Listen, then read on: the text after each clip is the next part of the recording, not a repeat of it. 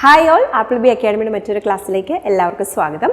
So ഇന്നത്തെ ഒരു ക്ലാസ്സിൽ നമ്മൾ ഡിസ്കസ് ചെയ്യാൻ പോകുന്നത് റീജിയണൽ ട്രേഡ് എഗ്രിമെൻറ്റ്സ് എന്ന് പറയുന്ന ഈ ഒരു ടോപ്പിക്കിൽ നിന്ന് കഴിഞ്ഞ ജൂൺ 2025 എക്സാമിന് നമ്മളോട് ചോദിച്ച ക്വസ്റ്റ്യൻ ആണ്.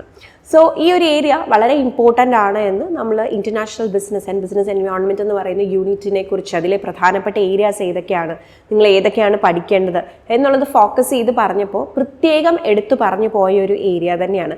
ആൻഡ് ഈ എക്സാമിനും നിങ്ങൾക്ക് ഈ ഒരു ടോപ്പിക്കിൽ നിന്ന് ക്വസ്റ്റ്യൻ ചോദിച്ചിട്ടുണ്ടായിരുന്നു. ആൻഡ് ഈ ഒരു ടോപ്പിക്കിൽ നിന്ന് ഇത്തവണ ചോദിച്ചത് 2 ക്വസ്റ്റ്യൻസ് ആണ്. സോ അത്രത്തോളം ഇമ്പോർട്ടൻസ് ഈ ഒരു ടോപ്പിക്കിനുണ്ട്. അത് നമ്മൾ പലപ്പോഴായി പറഞ്ഞതുമാണ്. അപ്പം ഇന്ന് നമ്മൾ ശരിക്കും പറഞ്ഞ ഈ ഒരു ക്വസ്റ്റ്യനുമായിട്ട് റിലേറ്റ് ചെയ്ത് അല്ലെങ്കിൽ ഈ ക്വസ്റ്റ്യൻ ആൻസർ ചെയ്യാൻ വേണ്ടുന്ന കാര്യങ്ങളാണ് ഈ ഒരു വീഡിയോയിൽ ഡിസ്കസ് ചെയ്യുക. നിങ്ങൾക്ക് ഇതിനെക്കുറിച്ച് കൂടുതൽ അറിയാൻ താല്പര്യം ഉണ്ടെങ്കിൽ, ഈ ഒരു ടോപ്പിക്കിനെ കുറിച്ച് കൂടുതൽ അറിയാൻ താല്പര്യമുണ്ടെങ്കിൽ, ഓൾറെഡി ഞാൻ പറഞ്ഞ പോലെ business environment and international business എന്ന് പറയുന്ന യൂണിറ്റിലെ പ്രധാനപ്പെട്ട ഏരിയാസുകൾ ഡിസ്കസ് ചെയ്തിരുന്ന വീഡിയോസിൽ നമ്മൾ ഇതിനെക്കുറിച്ച് പറഞ്ഞു പോയിട്ടുണ്ട്. ആ ഒരു വീഡിയോ കൂടി കാണാനായിട്ട് ശ്രമിക്കാം.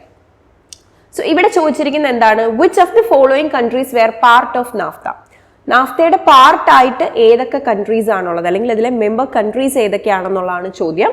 United States, Canada, Mexico, Brazil. So നമുക്ക് കോമ്പിനേഷൻ ക്വസ്റ്റൻ ആണ് തന്നിരിക്കുന്നത്. സോ അത് നോക്കി നിങ്ങൾ കറക്റ്റ് ആയിട്ട് ആൻസർ ചെയ്യുക എന്നുള്ളതാണ്. സോ പഠിച്ചാൽ മാത്രം ആൻസർ ചെയ്യാൻ പറ്റുന്ന ഒരു കാര്യം, അല്ലാണ്ട് നമുക്ക് ക്വസ്റ്റ്യൻ വായിച്ച് മനസ്സിലാക്കി അങ്ങനെ ഒരു ക്വസ്റ്റൻ അല്ല. നിങ്ങൾക്ക് ഈ കോൺസെപ്റ്റ് ഇതെന്താണ്, ഇതിൽ എന്തൊക്കെയാണ്, ഇതിൽ ഏതൊക്കെയാണ് മെമ്പർ കൺട്രീസ് ആയിട്ട് വരുന്നതെന്ന് അറിയാമെങ്കിൽ വളരെ ഈസി ആയിട്ട് ആൻസർ ചെയ്യാം. വിത്തൗട്ട് ആലോചിച്ച് ഒത്തിരി സമയമൊന്നും കളയാതെ വളരെ പെട്ടെന്ന് ആൻസർ ചെയ്യാവുന്നൊരു ക്വസ്റ്റൻ ആണ്.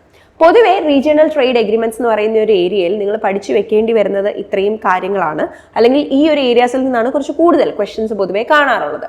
South Asian association for regional corporation, that is SAARC, the Association of Southeast Asian Nations, ASEAN, then European Union, then North American Free Trade Agreement, that is NAFTA. അതിനെക്കുറിച്ചിട്ടായിരുന്നു നമ്മളോട് ഇത്തവണ question. So I am going to discuss about that. So NAFTA എന്ന് പറയുമ്പോൾ ഇതിൽ actually വരുന്ന member countries ആരൊക്കെയാന്ന് നോക്കിയേ. US, Canada, Mexico.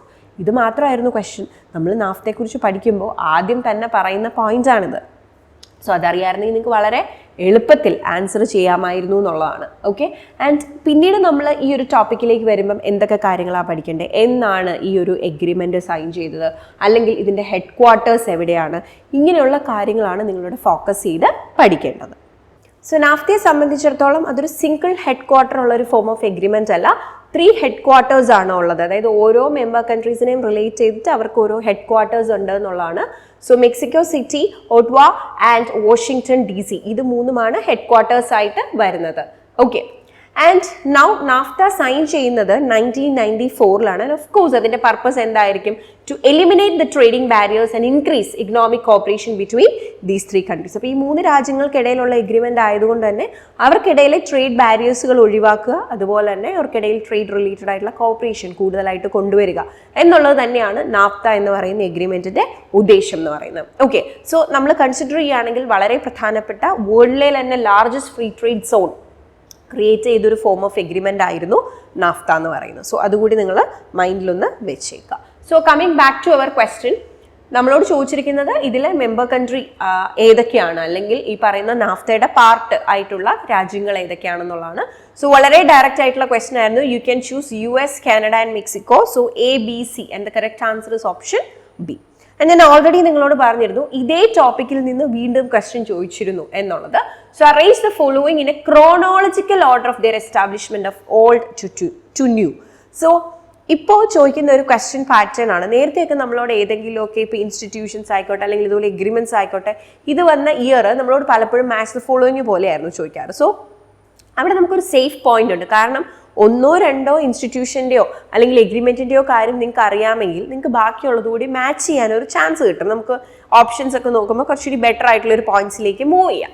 പക്ഷെ ഇങ്ങനൊരു ചോദ്യം ചോദിക്കുമ്പോൾ ഈ 4 അഗ്രിമെന്റിന്റെയും ഇയർ ഏതാണെന്ന് അറിയാമെങ്കിൽ നിങ്ങൾക്ക് ഇത് കറക്റ്റ്ലി ആൻസർ ചെയ്യാൻ പറ്റുള്ളൂ. ഓക്കെ. ആൻഡ് ഇവിടെ നമ്മളോട് ഓൾഡ് ടു ന്യൂ അല്ലേ, അപ്പം ഏറ്റവും ആദ്യം വന്നത് തൊട്ട് ഏറ്റവും അവസാനം വന്നിരിക്കുന്ന എഗ്രിമെന്റ് ഏതാണ്, അതിൻ്റെ ഒരു ഫോമിലാണത് അറേഞ്ച് ചെയ്യേണ്ടത്. സോ നാഫ്ത നമ്മളിപ്പോൾ ഓൾറെഡി കണ്ടിരുന്നു. ഇനി യൂറോപ്യൻ യൂണിയൻ, സാർക്ക്, ആസിയൻ. ഇപ്പം ഞാൻ തൊട്ട് മുമ്പ് ആദ്യമേ ഏതൊക്കെയാണോ ഇമ്പോർട്ടൻ്റ് ആണെന്ന് പറയുന്നത് അതിനെ റിലേറ്റ് ചെയ്ത് തന്നെയാണ് വീണ്ടും ക്വസ്റ്റ്യൻ ചോദിച്ചിരിക്കുന്നത് അല്ലേ. So that's it. സോ നമുക്ക് ആ ഇയർ മാത്രം ഒന്ന് മെൻഷൻ ചെയ്ത് പോകാം. യൂറോപ്യൻ യൂണിയൻ എസ്റ്റാബ്ലിഷ് ചെയ്യുന്നത് 1993 ആസിയാൻ വാസ് ഇൻ ഓഗസ്റ്റ് 8, 1967.